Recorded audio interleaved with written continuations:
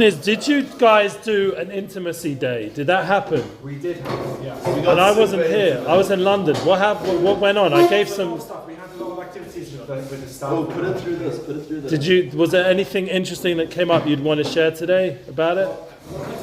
Before we go into our. We wrote letters to the girls. Yeah. What we did was we did an activity where we sat in the boys' model. We sat. Yeah. And we wrote questions for them. Was there apology letters for torturing them this whole year? Questions for them. They wrote questions for us, and then they gave it to us. By the way, if you go to the bathroom for the whole hour, it's just not cool. I'm not going to be Thank you. Okay. All right, we got a lot to discuss this because remember, time's moving, and I've only got I think another 3 more sessions or so with you, holy brothers, or maybe 4, could be 4. I'm not sure, something like that. Anyway, the point is that PR is the best Vada ever. Yeah? That's not true. That's not true. Okay. So we're going to discuss intimacy. But before we get to intimacy, we have to do a little review. And the reason why is the habit and the focus we're going into today is probably the most important one because it's the key to the game. I mean, I said that about all of them, but that's why they're all important. But this one is really important for your own personal sipuk, like happiness, joy. We want to get something out of being in this world. You know? We don't want to just come here and sort of like a Radiohead song, 9 to 5 in the gym and are working to the gym, and then sleep, eat, drink, and fall asleep, and that's life. There's much more to it. So we need to, in order to get the most out of our life, out of our day, we need to review. We need to internalize. We need to have times where we're not in the grind. We're not doing day after day after day, activity after activity. We have to have a break, a moment of pause, time to get that inner wisdom, the inner heart, the inner being, the inner you aligned with what you're doing. And how do you do that? The way Stephen Covey says is sharpening the saw. It's the 7th habit, but the concept is, the way I'd say it as a Jew, is we have to have Shabbos, Shabbat. We have to have a time to disconnect, to reconnect. We have to have a time to go over what happened this week, what's coming the new week. We have to have time, what's going on this year in Bnei Akiva, and Bnei Akiva World, and Bnei Akiva Mechina, however you call it, and what's going to be in the new world, new year to come. What's my goals and dreams, and all the things, other habits that we're talking about. It connects into the second habit of having a mission statement, end in mind. We have to have goals, and you have to review. The way my wife talks about it is you have to regroup. She says it all the time. I have a podcast called Relationship Flow, and we've discussed it there a bunch of times.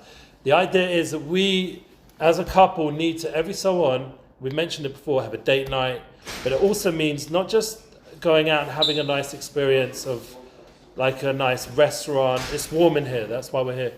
Yeah, it's not just about that intimate moment that we're trying to create in our relationship and doing it regularly, at least once a week.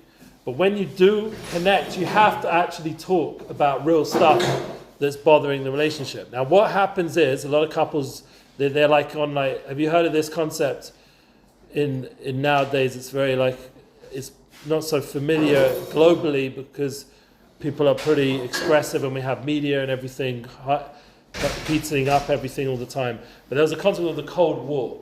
A lot of relationships are in a Cold War status, where there's a lot of unmet needs. There's a lot of needs that aren't fulfilled. And instead of facing each other and talking it out, you just... Proxies. Yeah, can you explain that? Come on, brother, you explain. What's proxies? Go on. I mean, I don't really see how it relates to a human relationship, but a proxy and Hamas is a proxy for Iran. Or the Houthis, yeah? So there's a lot of tension, a lot of stuff going on, a lot of action, and every so on you'll have a little fight, but really you're not getting into the real details of the relationship, and therefore it just builds up resentment. It's like a Cold War situation where what happened between America and Russia back in the day, and it could have ended up into World War III. I think it's still going on a certain level, but maybe not communism versus capitalism. It's now some sort of other version of it.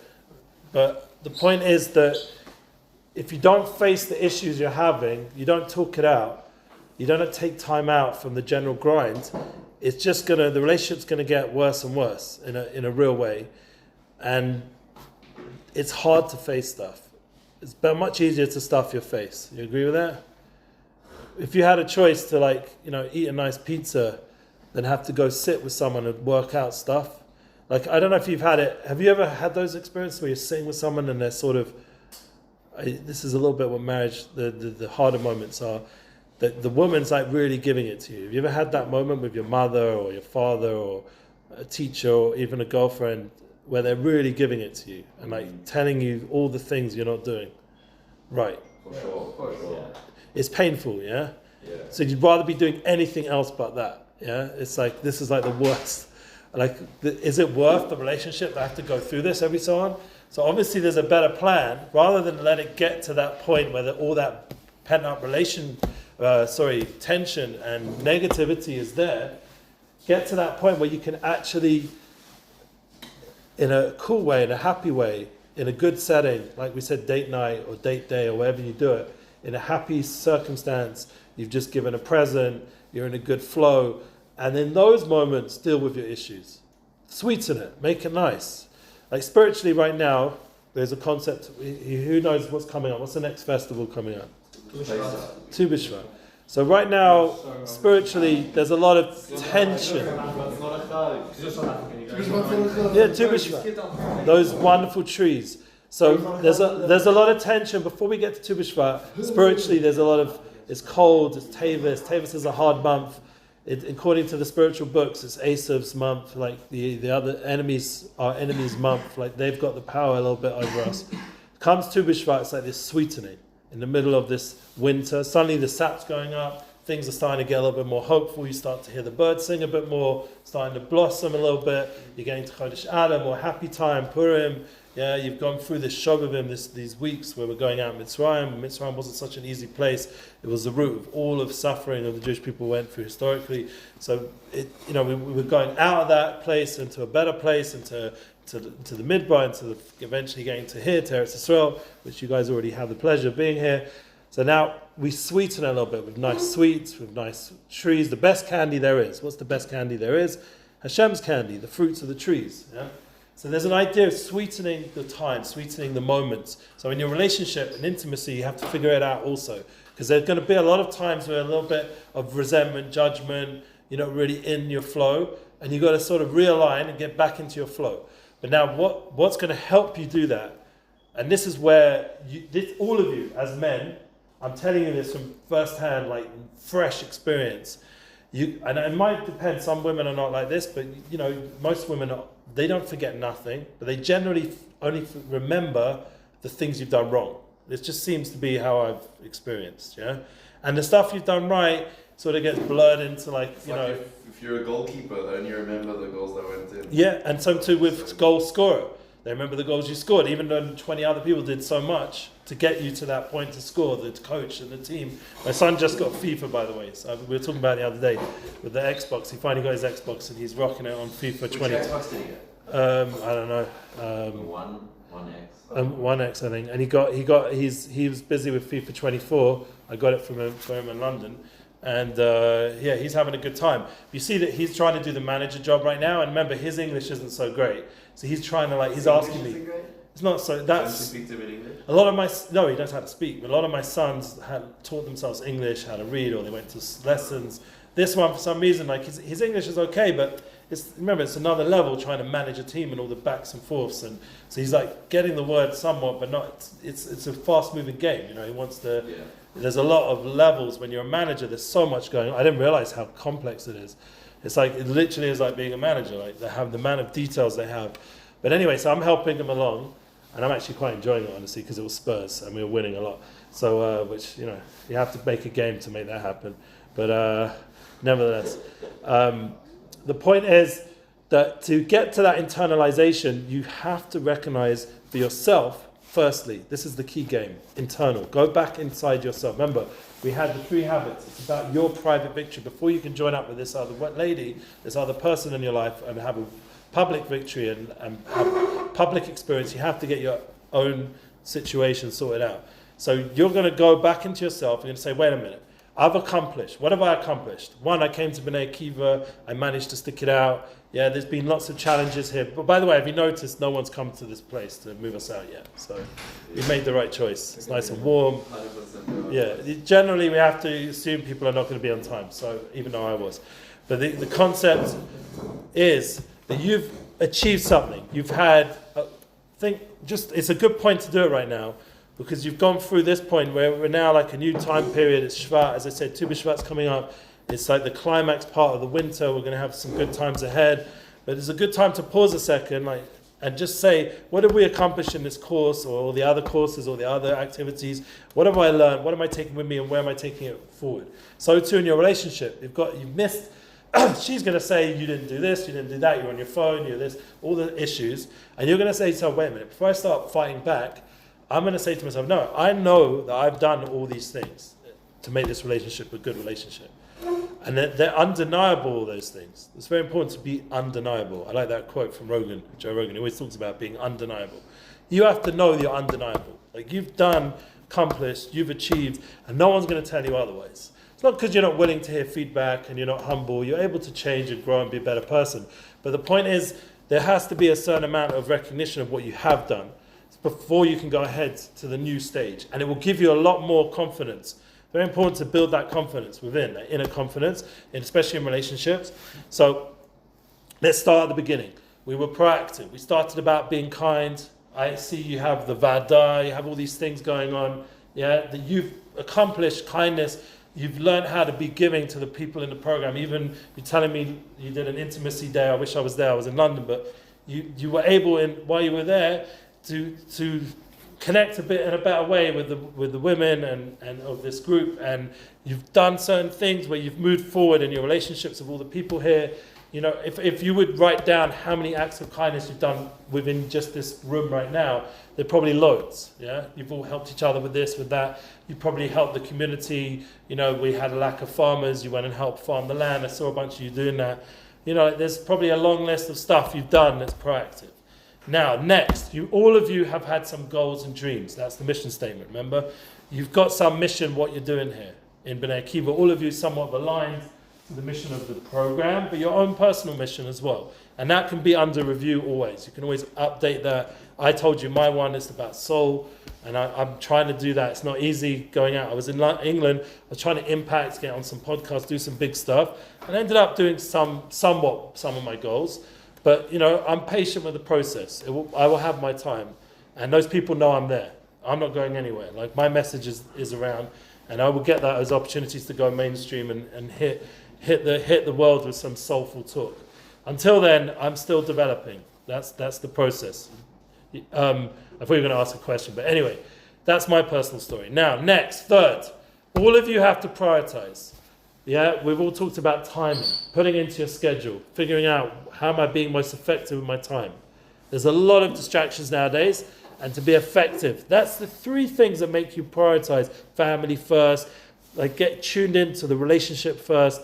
You start to prioritize, and remember that's a big key for a woman. She needs to know you're her priority. The other way around, that she's your priority. All of you need to prioritize her, and she will know if you're prioritizing her or not. She will sense it, yeah. Especially if you've got another lady around the corner, then she'll know it subconsciously. They just know, and then the relationship will get really, difficult. So you have to really focus in. Is this the woman? If it is, I'm going to prioritize her. If it isn't, don't waste your time. That's what I would say. Yeah, just a waste of time. Unless you guys want to just have fun, but it's not really fun because you're playing with someone. It's a person. And there's feelings and emotions, and there's things that can take place that maybe you didn't want to happen, and then it's going to affect your life, etc. It's not just fun. The whole thing of fun can be a little bit BS. It's not really true. There is ramifications what we do. All right, next. So then we've done the private victory. Now we can go into the public victory. Now we want to make a successful relationship. So you've accomplished all these things being in Bnei Akiva. You prioritize your time. You've lived up to some of your goals. You've done kindness, but now you've shared it with others. You've actually helped someone else start to do that. You see they're struggling a little bit. They've had a chat with you. They're finding it hard in Bnei Akiva, whatever. And you were there for them. You were supportive to them. You're empathetic. You listened good. And so too, we said that was another habit. Really listening. You want to get it good. You've got to listen good. So you really want to connect to a lady. You're going to have to listen good. And then we got to last session 2 weeks ago before I went to London, the idea of synergization, joining up with others. And that really builds a solid position. Once you're able to work with other people, you're going to multiply in your success. That's the key to any business, to any marriage, to anything that's successful has synergization, has ability to join together.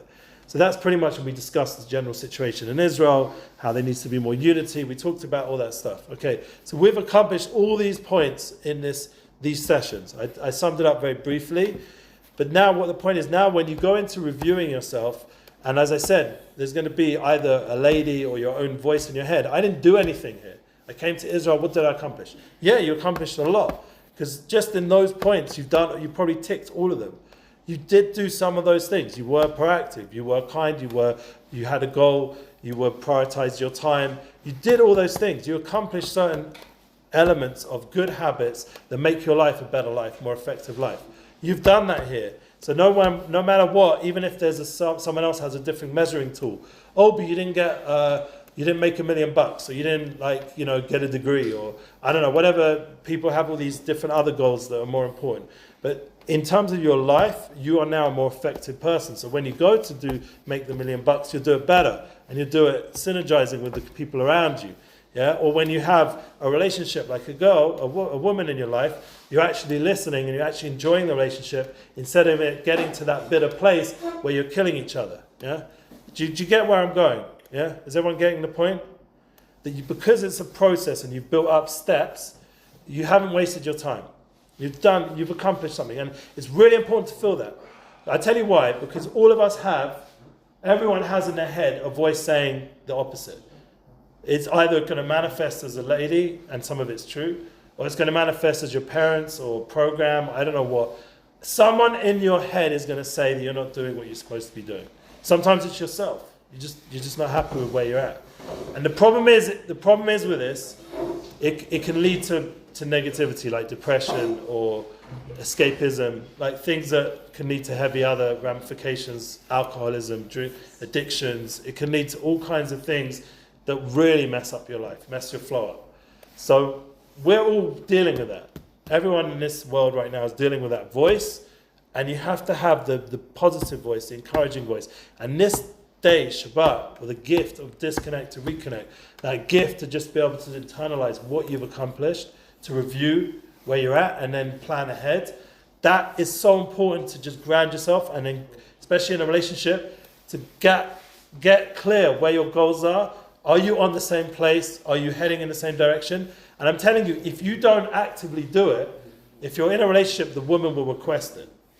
And if, as it goes along, the more you push it off, to the point where you end up in the therapist's office, or you end up in the lawyer's office with the divorce papers, if you keep pushing off and deny that kind of focus on reviewing where you're at, it will lead to ramifications if you don't. So it's something, it's like you can't escape in a way. We all need to do this habit. Shabbat comes every week, whether you like it or not. Everyone needs to disconnect at some point to reconnect. You need to have time to just to enjoy being in this world, having a nice meal with family and friends. You need to have time to just not be on the grind. Like Shlomo Kalibach, who said, I don't understand how the rest of the world, how they live without Shabbat. How can it be that they carry on going another week as if there was no pause, there was no, all right. I want to ask you guys, let's change the flow a little bit, because we've got the point. I want to ask you now, we are right now 100 days since this war began, yeah? 100 heavy days. My son's in Gaza still, he's still in Khan Yunis. Does it feel a little bit like old stories already? Like you've gone through this, like you've been here, it's almost your whole time in Israel. Yeah. Does it feel a bit old? It kind of just feels like this is what it is. I don't really expect it to end anymore. I feel like this is just life now. It's weird. like a life of war, where like a whole group of people, young men, are all out there just fighting endlessly these enemies who just want to kill us. And if we don't do it, they'll be like walking into Israel and doing what they did October the 7th kind of thing. I feel like I hear God like forbid. 5 soldiers dying and like it's just like that's the normal. Like it's not like So I think there needs to be at some point what I'm suggesting in relationships for the Jewish people, and in Israel, we need to like internalize what's going on. Maybe this 100-day time period is a good point to do that. Like I don't know like exactly who's going to decide it, but I think each of us in our own way need to at least take time out and say, look what's happened. Like this has been a really intense time, and how do I go now internalize what happened to then go forward, so that I'm not just letting time go. Like I'm going to be in 120 days, 200 days. Like you're saying, we don't want it to be like that. We want to get some resolutions. We mentioned already last time we spoke, we have goals for this war. We got one of the guys here said Mashiach. That's like the end of the road, which is probably the truest answer because it's the only solution. But until we get to that point, like what are we doing as a people? Like we have to face the situation and not just pretend it's like it's going on down south, because it's also going to be going on up north, and it's also going to be going on globally. Like my family in London and I went back there and I spoke in front of all of them. They all came together, all my family, and all my cousins, uncles. One uncle who's in Portugal, but otherwise, other than him, everyone else was there. And I spoke about the situation. I've got an uncle in Italy, but I sent him the audio. And the point is, I spoke about the whole situation, and people really wanted to know, and they wanted us to know they're supportive. Not all of them, like unfortunately, but most of them are supportive, and they want us to win, and they're behind us, and they care about us, and they really do. And it really has waken them up, a lot of people who are secular or not so connected to the situation. They've been woken up by this. And for example, Sunday there was a massive another protest in London on the good side, in Trafalgar Square. My family sent me pictures, and there's a lot of stuff. It hasn't just ended. It's still, the world is still talking about it. It's like it's still current, and it's not going to go anywhere. Is it not scary to be Jewish in London?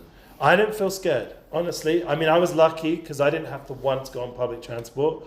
I literally got to the airport, had a car waiting, and throughout the whole trip, I had one time where I was in a meeting. It was a really interesting meeting with this guy who brought Leonard Cohen to Israel years ago, and he recently just bought Bon Jovi, and he's a really interesting guy in the music business. So I was talking to him. He worked with Live Nation and all these other big organizations, but he was an interesting meeting I had in town in Great Portland Street. So we were sitting there having a meeting about all this stuff, and then my family member who'd driven me to the meeting said he has to go off. So now I was in London without a car, and anyway, even to drive into central London, you're going to have to pay a lot of money, like extra money, just to drive in. Forget about parking; it's even more expensive. So I googled the place where I'm going to next. It was a 15-minute walk. So if it wasn't freezing, it would have been a pleasure. It was freezing, but I managed to do the walk, and I got to my next destination. It was a beautiful office in Marylebone, and I had another beautiful day and night. I did not need, even after that restaurant, we ended up at Baker Street, beautiful restaurant, Jewish restaurant, kosher restaurant, amazing food. And I got driven straight from the restaurant to my door in London. So I thought I was going to have to get the public transport back or order an Uber or something, but Hashem arranged I didn't have to do nothing like that. I had people just worked out that everything flowed really good on my trip to London from beginning to end. There was no delays, there was no waiting around. It was literally from thing to arrangement to arrangement to arrangement. And I love when life goes that way, when it just flows. Now, did everything I wanted to accomplish in London happen? Did I meet all the people I wanted to meet and feature in all the places I wanted to feature? No, but maybe those I planted some seeds. I opened the door if they were interested. It didn't happen, but I sent them anyway what I did do, like the audios and stuff. And that's part of life. You can't always get everything done, but it's going to be done on a certain level. And the point is that you have to now internalize that. I'm talking to you about it because I'm internalizing that experience. It was good. And you have to do the same here. Bnei Akiva, you have to allow yourself to internalize. What are you doing? Because it's going to go quick. Life goes quick, man. I'm 43 coming up to 44. I've got like grey hairs, like things are starting to lifestyle. You get, the marriage. It's a different stage when you're like in your 40s. You get to pre-menopause, menopause. Imagine that.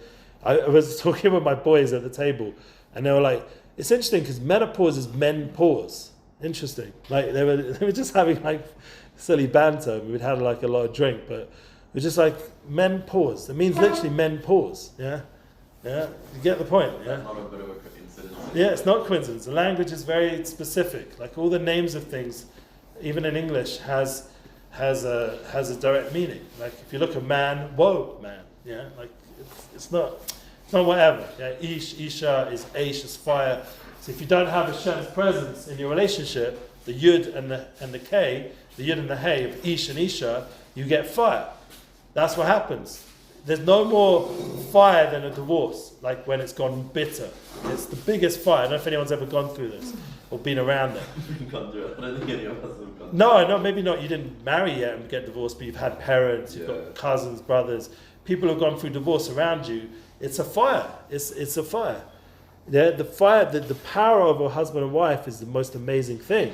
But when it turns bitter, it becomes the biggest fire. That's why what we're doing in intimacy, the idea is to get this right. So you don't end up at that divorce office because you did take time to internalize your relationship. You did take time to face stuff together. It's difficult.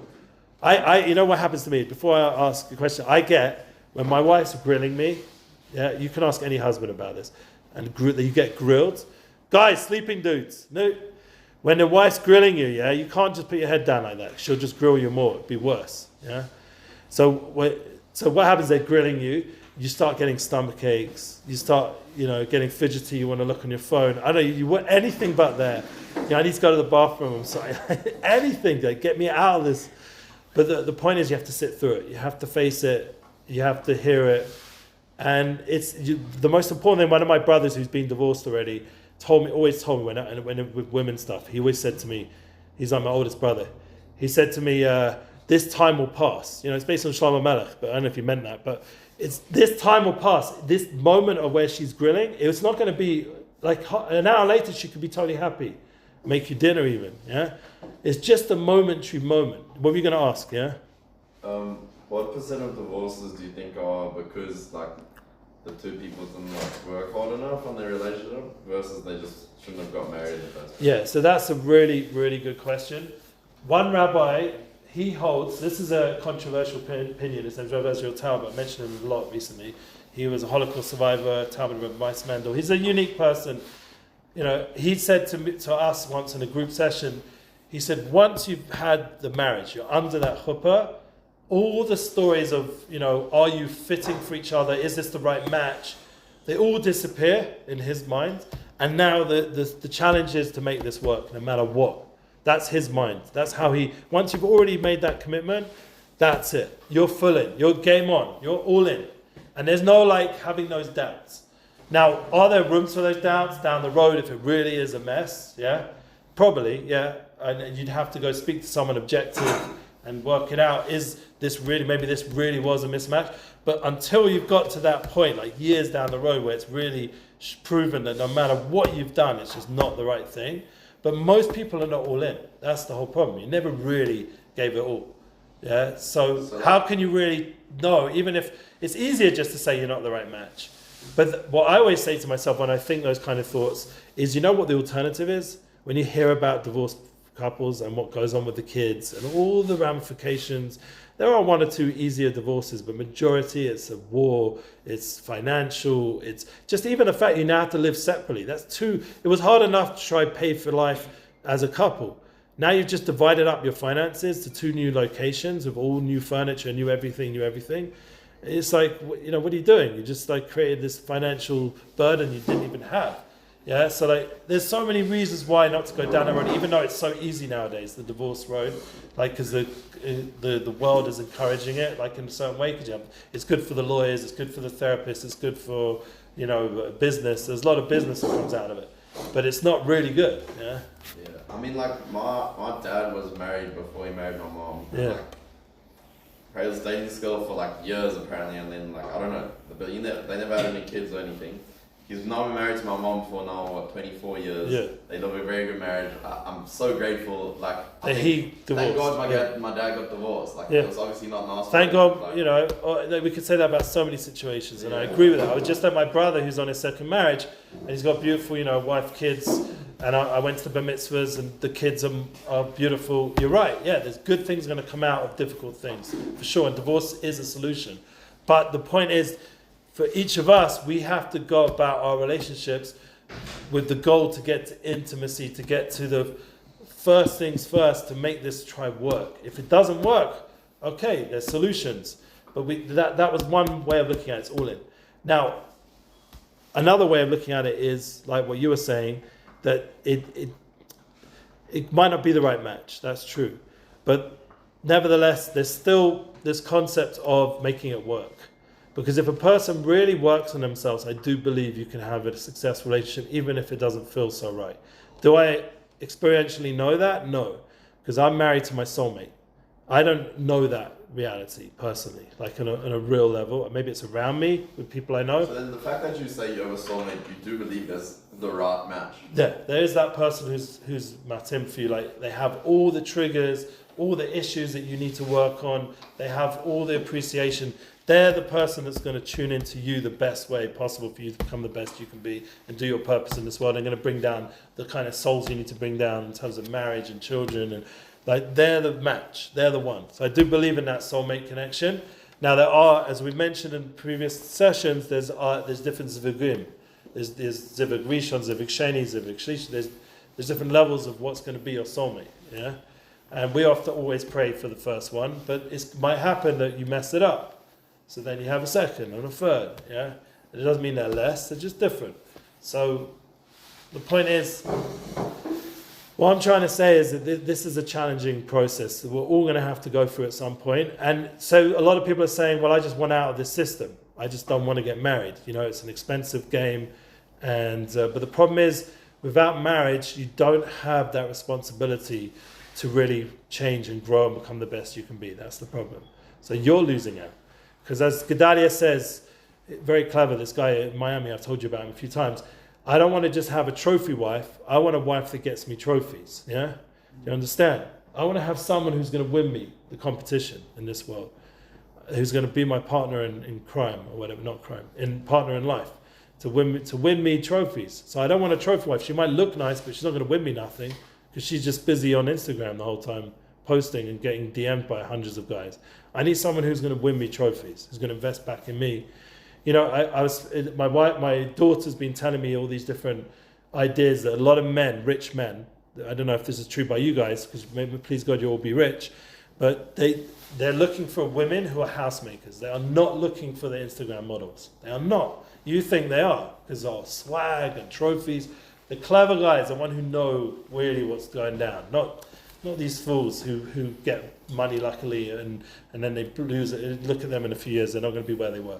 Look about the guys who have long-term wealth and know how to live this world properly and have proper value systems. The real players out there. Those guys are looking, apparently, for housemakers, for women who are grounded in the home, have values, and haven't played around. They want someone loyal, they want someone dedicated. They want all the good things, because think about it, if they're clever people, why wouldn't you want that? Yeah? It's like, it's two different worlds. So it might be initially the first few months, you've got the trophy wife, so everyone's like, respect, just like they're looking at your car. But just, even if you get a new car, eventually it gets old. Like, it's a few months. And you can't just keep trading it in. It's like a Ferrari F40, Yeah, but you can't just keep trading it in, because eventually it does get traded in.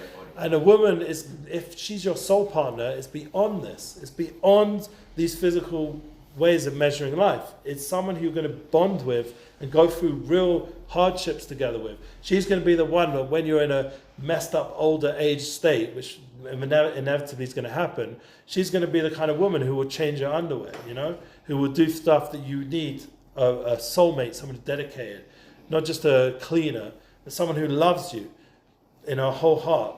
To be there for those moments where you're having a hard time. Like when I had an accident once, and I was in Jerusalem. I fell really badly on the train, what's it called, the railway, the light railway, and it was after a concert. I went to a really good concert, and it was some weird energy going on that night, not just to do with the concert, but also some previous involvement financially that I was involved with. A lot of negativity happened that night with some people I was involved with, not because of me, but I felt like a lot of negative energy that night. And then there was this tram crash kind of thing, like someone jumped in front of the light railway, and the whole thing had to stop a few times, and everyone went flying, because even when you held yourself, but it did it a few times, so then even if you got control the initial first time, but then it kept going, like budging forward, more and more intensely, and so everyone went flying. And I was about to land on this girl I saw her face like fear, because I'm a big guy and I'm about to come crush her, and I had to maneuver in such a way that I wouldn't land on her. So I did. I managed to move to the side, but instead, because I did that, my finger got like bent round and broke completely into half. Yeah? And then I woke up and my finger was like all just like in a crazy position, and like I got up, and I looked at my finger and I just, oh my God, I need to sit down. Sat down and just passed out. Yeah. Was your finger up? It was just like out of place, And gone. Did they operate So I sat down on the chair, passed out. Apparently, it's a bit embarrassing, but I think I weed myself, in that faint state. And I was just sitting there, and suddenly the police are coming, ambulance, the whole mess, because the whole railway, like the whole thing was just a mess. And did they operate on you? so they took me to the hospital. And they at first put it in a cast, and eventually the operator put metal sticks in my finger and a whole thing. But why am I bringing this up? Because I went home after the hospital. It was 3 a.m. It was meant to be my wife's birthday, like a nice night, and suddenly I'm, schlepped to hospital 3 a.m. and I'm covered in whatever. And she takes me home, and what does she do? I can't do it. I'm all messed up. She takes me home and she helps me have a bath and does all the things that a dedicated woman does, yeah? And it was like, she then the next day made Shabbat, and we had a beautiful Shabbat that night, and we went ahead with our marriage. But if she was one of these narcissists, who knows what, she just walks off, you're a loser, why can't you have your car waiting outside of you and drive us back home? Why'd you have to go on this stupid thing? Yeah, the tram, and they think in crazy ways. But just saying, there's some women they have a standard that's not real life, and they imagine that some other guy would treat them better with the penthouse, and they're always thinking about this alternative reality. So you're never ever getting anywhere in your marriage, because it's not about the real marriage. The real marriage is, at the end of the day, my wife always says to me, if you're there for me emotionally, I can deal with all that other stuff. That's really what a good woman will say. Because then that's challenging you to be available emotionally. You get it? That's challenging you to be focused on the relationship. I was in London and I watched my parents, for example. I don't mind saying this. They're old school, yeah? My dad, was working in London. I told you some of the stories. They're old school. So he was living in concert world party life. And my mum, was there sometimes not, most of the time not. And they've got different ways of talking to each other. It would never go nowadays. If you'd see the way they communicate, in this generation they would be divorced. It's like a certain hardness, rudeness, lack of respect, sort of way of talking to each other, shouting each other, rudeness. It would not last marriage nowadays, the way their interactions are. A woman would be just like, you're just too offensive, I'm out of here, If there was an older time where they just didn't think divorce, it just wasn't, so they managed to somehow still be married, and somehow there's some deep love going on, that even with all the disrespect and disregard to each other in how they speak, but when it comes down to real marriage, they're there for each other, they're loyal, and they're still a marriage. So, but if you misspeak to a woman, they're not going to let you get away with it. That's generally the reality. That's sad. Don't you think that's sad? What? We're much more. It's harder for Back us. in the day, I think it's more respectful. Yeah. Now, it's you make one mistake and. Yeah, they're suddenly thinking those words. Even if they're good women, divorce is always on the cards. Yeah, one of the issues is that you should think about this, guys. What do you reckon? What's going to be a big nafkamina, a big aspect that's going to come out is who your woman is friends with. Because a lot of the friends, the crew, that makes a big influence on the woman if she has a bunch of friends who've all got divorced and hate men, and they've all got their hating men stories, so then all they're talking about in their time of having their iced coffees and coffee lattes sitting together in wherever they go, Starbucks or wherever it is, they're just going to talk about all the things that men have done wrong and justify why they're so pissed off. So then you've got like this team of women. Not just married to this woman, you're married to all her friends also and all their negative opinions. Yeah, and they're almost like encouraging the divorce option because they're in it anyway. So it's like a loss, like you're up against so much. Whereas if you have a woman her friends aren't like that, they're good people and they encourage your relationship, you encourage their relationship, you're like, in a way, win-win, synergizing as a crew of social scene.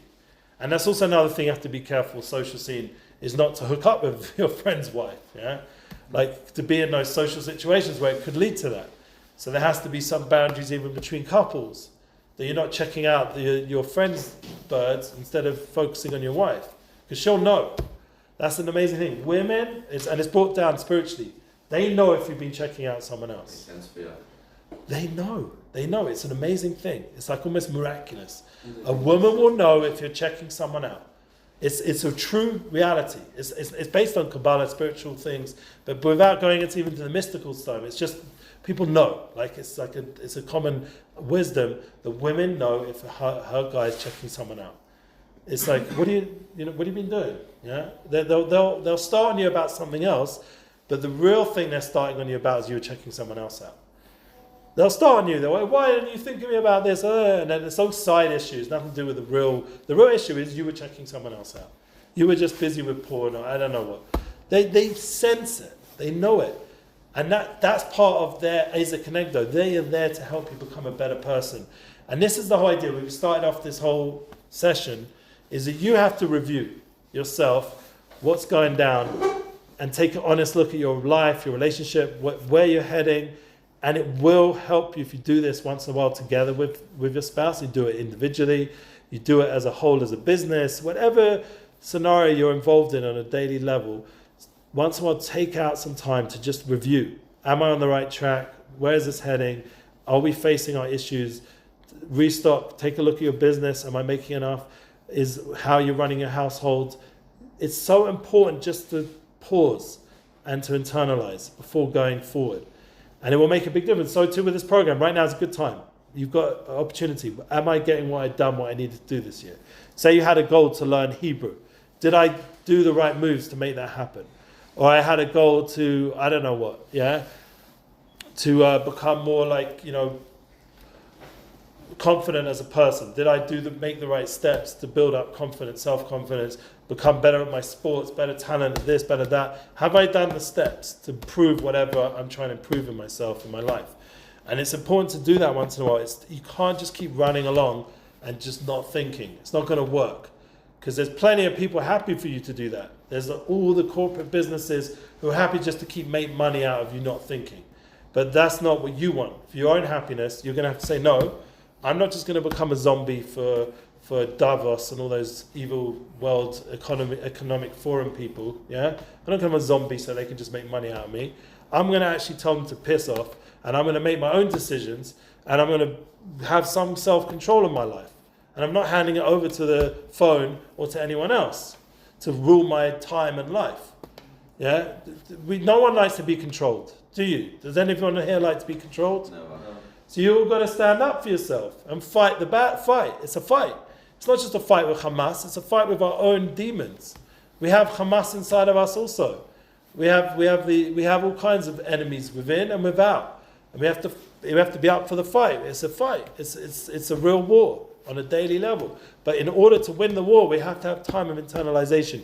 Like that's what we're saying about the 100 days. It's too long already. Our brother said, yeah, it's true. It is too long. But at the same time, this is the reality we're in. Now take stock. What are we doing this for? Like, I want to see my son again. He hasn't been home since almost 3-4 weeks now. 4 weeks, I think. 4 weeks he hasn't been home. He's been in Khan Yunis. Not exactly a party over there. Yeah? So, I wouldn't want to be in Khan Yunis. You want to be in Khan Yunis for 4 weeks? And then before that, 70-something days in Gaza, North Gaza? Who wants to do that with their life at 19 years old? Yeah? My son had other plans. Yeah? I'm sure all of you have plans more than Khan Yunis and Gaza. Yeah? So unless we're sitting on the beach of Gaza in a nice penthouse apartment, yeah, which please God will happen soon, yeah, but until that point, this is a rough time historically and as a nation, and there are people doing it for us. So we have to wake up and say, well, what's my contribution to the battle? How am I fighting the demons that exist within myself, within my program, within the world? Am I putting out the message of truth? Am I fighting back? Am I contributing? Do I have a unique talent? Everyone's got something that they contribute. I know I've got my message. I went back in London and I stood in front of people and spoke. In people that's even a bit lefty, and I got out the message. And then I went after that to a whole crew of Breslov guys, and I reminded them about Eretz Yisrael, because they're even though they're spiritually awake somewhat, but they're not planning on moving to Eretz Yisrael. So I spoke about Eretz Yisrael a little bit, awakened them a little bit, the light of Eretz Yisrael that we get access to living here now. And then I went the next day and I went to an at-risk teenage program and I spoke with those guys, and I made sure during the day to meet with this person, meet with that person, phone that person, meet that person. People need to be connected to this light that we're blessed to access just by living here and by being connected to good people. But it takes effort, and you have to want to go out there and make a difference. You have to be active, proactive in doing that. Because you're not going to make a change just chilling and just watching Netflix. Yeah. Unfortunately, Netflix is not going to do much for you. Yeah. Maybe there's a few documents. I actually watched the World War II one. Anyone watched it yet? World War II in color? Yeah. I watched the first episode. That is solid. It was insane. That is solid. That now Netflix actually produced something worthwhile. World War II in color. You know, I enjoyed The Crown just because of nostalgia, but the World War II is solid documentary because it's the quality of it. It's real footage. They colorized it from World War II and told the story. Yeah, and it's clean and good. And you hear from Winston Churchill, like he's not questioning, the civilians in Germany, we need to have mercy. He's like, blow the crap out of them. Yeah, he says it straight. He doesn't say it in such disgusting ways. He has very. Have you been to? He's very eloquent, but huh? Have you been to his bunkers? So Winston Churchill, I went to school in Harrow. He's buried there, and his pictures are on the wall. So I grew up with him. That was my school. I used to hang out in his graveyard and smoke a lot of weed there. Yeah, probably influenced me. I started tripping over there. I'm telling you, it was weird vibes. But Winston. But I was on the Harrow on the Hill, it's called, and so I definitely had his hashba, his energy around me growing up, and he definitely was someone that, as a family and as a people, we looked up to, and his words were very clear. There was no trying to appease anybody. Yeah, he was against that whole appeasement thing that caused the war. Yeah, what was the appeasement thing? With Neville Chamberlain. Neville Chamberlain was, we have to appease Hitler, yeah, MASHA. We have to appease this Nazi occupation. We have to, until the last minute, till basically all the good security mechanisms were basically knocked out by Nazis. Only then, and then he wasn't even the one to make war. It was Winston Churchill. If it wasn't for Winston Churchill, who knows, we probably would have lost the war. And I might not be alive. So I'm just saying, it needed a few great people to step forth. When did Winston die? Winston died, who knows? Google it. When did Winston die? I'll Google it. I think it was in the 60s or so. So you never knew? I never met him, that's for sure, yeah. But he had a big influence on people like Margaret Thatcher, who was also a very strong lady. He had a big influence on our culture. 1965. Yeah, 60s, I thought. But the idea, even our queen that passed away not so long ago, she always has fond memories of him. And as she was the one chosen to go just talk to him every week. They had a meeting. Was she queen when he was? He became prime minister again later. Oh, after. Yeah. So then they had a close relationship. Anyway, he had a close relationship with her father. Anyway, but the point is, what we have to understand is that there are people in history, and there's opportunities for us to learn from them, and they did not sit idly by when there's a time of war or a time of difficulty. And you have to see that in your own relationships. There's a time of war, there's a time of difficulty. You have to stand up and be there. If you're not the person, no one else will do it for you. Yeah. I wouldn't idolise Winston Churchill in that way, though. What can't? Well, because him and a lot of other world leaders knew what was happening to the Jews at the time. They still didn't do anything. So I agree with you when I think about Roosevelt, because Roosevelt had numerous opportunities as American president, much more powerful army, much more resources, not under attack, other than what happened at Pearl Harbor. They had much more ability to do much more and didn't. So I definitely feel that way about Roosevelt. The American president, I don't feel good feelings about his approach to how he did the war and stuff. He was sort of dragged along because of circumstances, and Winston Churchill, in my opinion, inspired that kind of action. But Winston, could he have done more as a British army? I think the British establishment could have done more. I don't know if he could have. I think he did what he could, because there was a lot of criticisms of him as a warmonger. Or someone who lost war, because he had failures in battle previous to this. He had a lot of enemies himself. So he was not totally in a position where he could just do what he wanted. Was he also in charge of the British Mandate of Palestine? That's a good question. I mean, they messed up here. Like, I know people who... I have one of my parents' friends, her father was a soldier here. It was not a simple situation what was going on. Weren't the Brits quite bad? Yeah, weren't so good. Yeah, so we're not going to only say amazing things about the Brits. So yeah, look, they call him a colonist. There's issues nowadays with Winston Churchill in the modern day progressive thought system, because it's like that old school, warmonger kind of personality. But if we ignore all those kind of side issues, in terms of the main war that was in front of them at that moment, he was there. He stood up and he took it on. And he spoke and he acted and he did what was needed at that time. And we're all going to have to do that in our own relationships, in our own lives. Right now in the war in Israel, we're all going to have to stand up and be the person. So the point is to be the person. He enjoyed if we're going to talk about him, he enjoyed a nice cigar and whiskey. You know what I'm saying?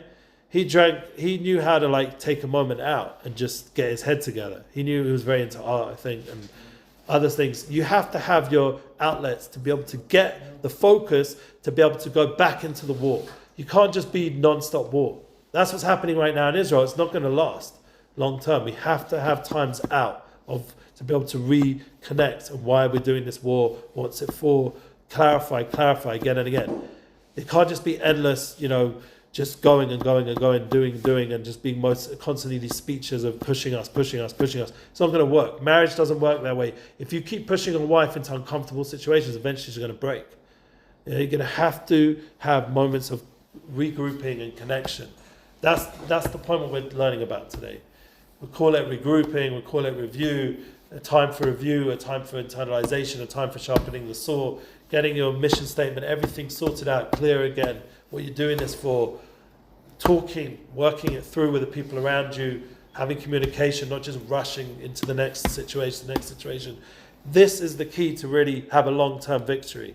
And that's what we're hoping for in this situation in Israel. And personally, we want to win the concept of being effective. And the next few weeks, the next times we're going to meet, we're going to talk about some really tough stories. One, finding out, each of you are going to have to figure out what is your unique contribution to this world. I want you all to think about that. Another thing we're going to talk about is getting rid of distractions, which is the hardest one to do nowadays, especially in relationships. And the final thing is then once we've done that, what is this all for, this work, everything we've discussed, what are we trying to achieve ultimately? And that will give us the inspiration to go into our life beyond Bnei Akiva, hopefully, that we know that we have a larger goal as Jewish people and as individuals as well, that we have a larger goal. And all these parshas, just to end off a little bit of Torah, all these parshas about that. Yeah, we're Mitzrayim, we're suffering, we're in slavery, things are difficult. What's the point of it? To cleanse ourselves from all this negativity that we picked up and to prepare ourselves for all of history, that we have the strength to deal with exile, we have the strength to deal with struggles, we have the strength to deal with pain, we have the strength to face our stuff. What did Hashem do? He made the Jewish people be there in Mitzrayim while He broke down our oppressors. He brought 10 plagues, 10 machas, to slowly cleanse off the oppressors and watch our oppressors being disciplined from our beloved Creator who came Himself to do that. and this is the climax now this week, and he's taking us out through the Yam Suf. We're going to talk about that, and the idea of bringing us to this place of receiving the 10 Commandments. The first time God is communicating directly with a whole nation and giving us guidance, and that's the biggest proof of the truth of the Torah, because no other people did he communicate en masse to. It never happened to any other religion, any other nation. It was always one individual who went off and said, I found God. Yeah? But this was the one time in history the whole nation, all of us, experienced God communicating to us in a clear way. And these 10 concepts that we're talking about here, 10 habits, connect very nicely into the 10 Commandments, because God is communicating it how to habitualize in our life a very divine system that will make sense of this world and not just leave us floating around doing whatever. We'll have a very clear, and that's the real key to become intimate with someone. It needs focus, and that's what we're going to get to, hopefully by the climax of this, everything we're doing. That we'll come out with some focus, and that will lead us to very fulfilling relationships that won't end up in divorce and won't end up, please God, in all kinds of other stories. And even just friendships here, you'll have better friendships because you'll be thinking a little bit better than you would than just what Netflix is going to teach, unless you're watching that Second World War one, because then you can learn a lot.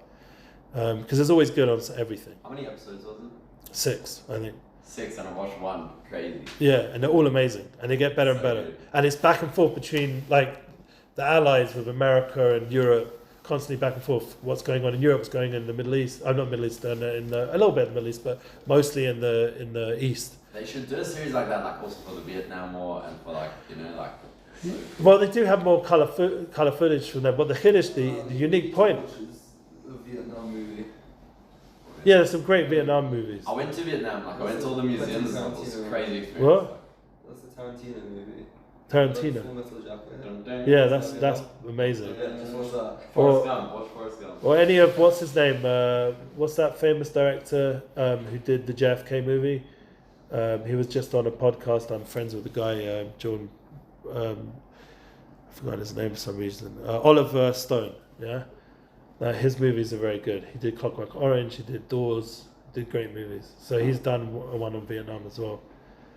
It's a very good film. There's amazing. Look, there's amazing nowadays media to give us more of a deep perspective of what happened, but also it doesn't hurt to read a little bit, to listen a little bit. History is so important, in my opinion. His story. What does it mean, history? Also another word. His story. Tune into his story or her story. It's not just whatever. It's his story. There's a journey. There's a story of humanity that we have to tune into and try learn from it. And it's good what you're doing. You have to question it also. You can't just take it for granted and think everything we're hearing historical is like 100%. There's definitely a lot of legendas within the history that we shouldn't get caught up with. But right now we need the call of victory. We need a Winston Churchill kind of guy. And each of us could do it in our own unique way to step forth right now and articulate what's going on in a clear way so people don't lose focus. We all can do that, all of us. Have a good one.